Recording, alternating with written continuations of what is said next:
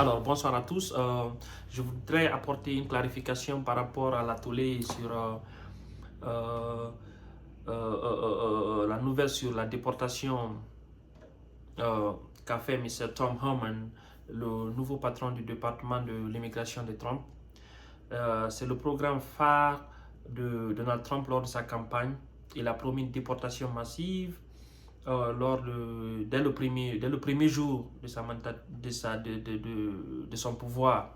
Alors, il fera de son mieux pour honorer ce qu'il a dit, mais il a paraphrasé quelque chose qui est très important. Il parle pour cette première phase des criminels, des illégaux qui sont ici, qui ont commis des crimes. Maintenant, tu peux être légal si tu as seulement la résidence, c'est-à-dire la green card, ou même ton asile a été approuvé, mais tu as fait des crimes, tu peux être déporté. La seule personne qui ne peut pas être déportée, c'est quand tu es citoyen. Là, tu peux être condamné, mais pas déporté. Alors, faites très attention. Et sachez aussi qu'il y a des gens qui ont fait ici 30 ans, 40 ans, sans situation légale, mais ils ne peuvent pas être déportés parce qu'ils n'ont commis aucun crime. Et lors de leur application d'asile, il y a un crochet qu'ils ont mis qui les protège sur la déportation. Ils ne peuvent pas être déportés, mais ils ne peuvent pas avoir de papier.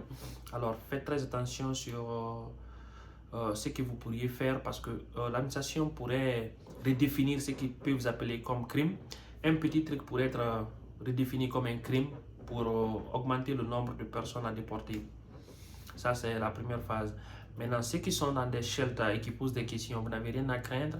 Tout le monde sait que ceux qui sont dans les shelters, qui ont été accueillis ici par les services locaux, qui ont établi ces centres d'accueil là, ils savent que vous n'avez pas de papiers, vous êtes des demandeurs d'asile.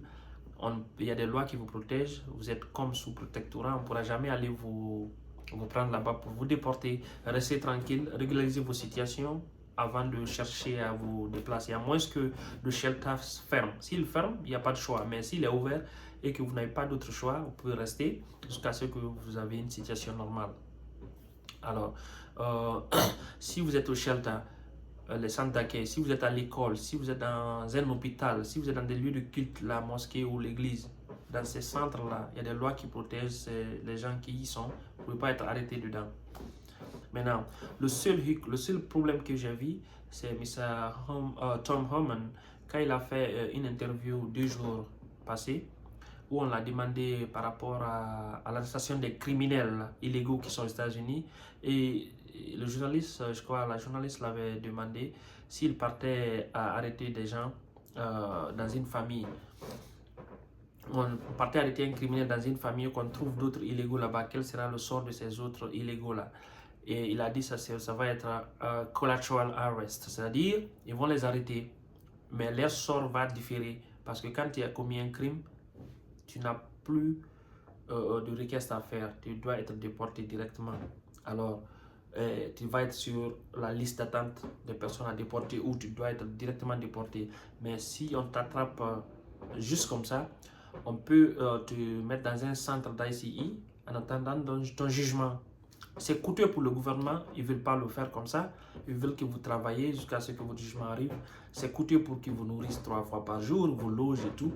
Donc, la seule chose que vous pouvez éviter, c'est de faire des trucs qu'on pourrait définir comme criminels. Parce que ça, il n'y aura pas d'amendement à faire. Merci.